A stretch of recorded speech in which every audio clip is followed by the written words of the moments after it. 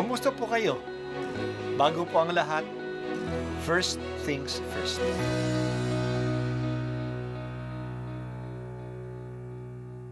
Good morning po. Sinisimulan po natin ngayon ang first things first. At dito po, tinatalakay natin sa unang bahagi ng umaga natin ay ang first readings na binabasa po sa banal na misa. Ito pong tinatalakay natin kasi madalas po kasi marami na tayong alam tungkol sa gospel readings. Pero konti po ang nagsasalita sa first readings. Pero ang first readings, bahagi din po yan ng Biblia, ng banal na kasulatan. Kaya susubaybayan po natin ang mga first readings, basahin po natin at kuminsan kailangan ng basahin ng 2 o 3 beses bago maintindihan kasi hindi po tayo familiar sa mga istorya at sa mga kaisipan na tinatalakay dito. Ang pagbasa mula sa Aklat ng Karunungan. Napakahangal ang taong hindi nakakakilala sa Diyos. Nakikita nila ang mabubuting bagay sa daigdig, ngunit hindi nila makita ang Diyos na buhay. Pinag-aaralan nila ang kaniyang mga nilalang, ngunit hindi nila nakilala siya na lumalang sa mga ito. Sa halip, ang apoy, ang mabilis na hangin, ang unos, ang mga bituing naglalayag sa karurukan, ang rumaragasang tubig at ang mga tala sa kalangitan, ang kinikilala nilang mga Diyos na namamahala sa daigdig. Kung kinilala nilang Diyos ang mga ito dahil sa kanilang angking kariktan, dapat ay malaman nilang higit na dakila ang lumalang sa lahat ng iyan, ang Panginoong may kapal. Siya ang pinagmula ng lahat ng kagandahan, ang lumikha sa lahat ng mga ito.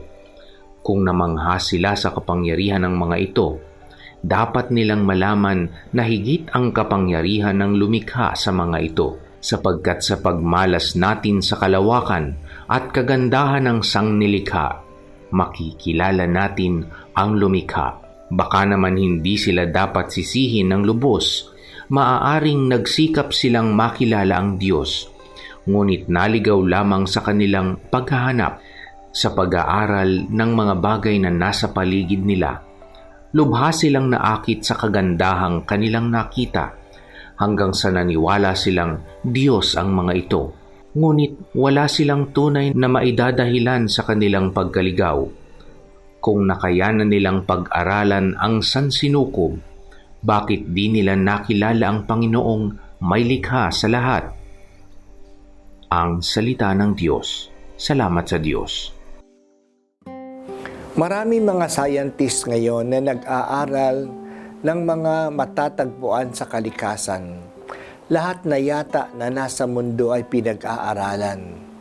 Pinag-aaralan ang outer space, pinag-aaralan ang nasa ilalim ng mga oceans natin, pinag-aaralan ang lahat ng uri ng hayop at mga tanim, pinag-aaralan ang tao, ang katawan niya at ang mga kaugalian niya. Sa maraming pag-aaral nito, maraming mga batas na natutuklasan ang tao. Talagang mahiwaga ang sangnilikha. Ang nakakataka lang at malungkot, may talino ang mga scientists na mag-imbestiga ng mga phenomena sa mundo.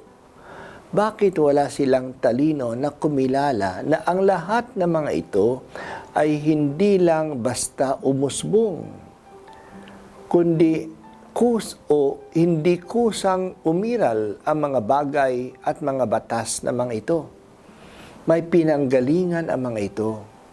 Bakit hindi nila kilalanin ang Diyos na pinagmumulan ng lahat ng magaganda at may hiwagang mga bagay?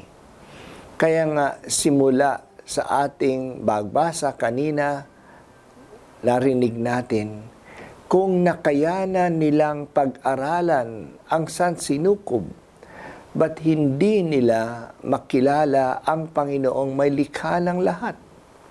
Pinag-aaralan nila ang kanyang mga nilalang, ngunit hindi nila nakilala siya na lumalang sa mga ito. Kaya ang mga scientists natin ay intelligent, na totoo lang napaka-intelligent na nasasaliksik nila ang maraming mga bagay na hindi naaabot ng ating pangkaraniwang pangunawa. Pero hindi sila wise.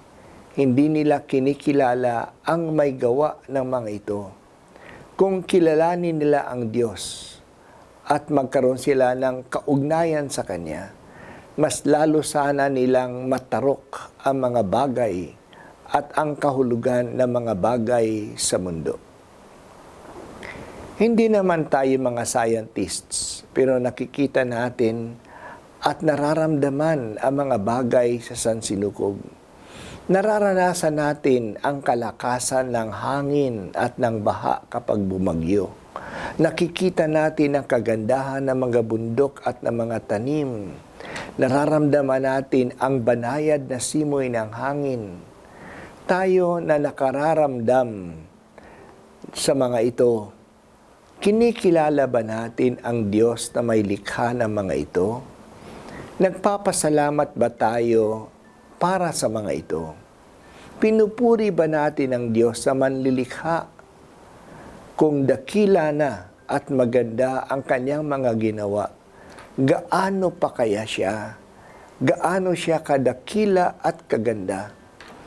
Kailangan tayong tumigil ng kaunti at pagmasdan ang kalikasan.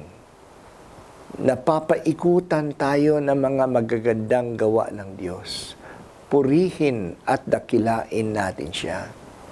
Sabihin natin kasama ng salmo, ang langit ay naghahayag na ang Diyos ay dakila. Malinaw na nagsasaad kung ano ang kanyang gawa. Po ang unang pagbasa at ako po ay si Bishop Broderick Pabilio dito sa First Things First.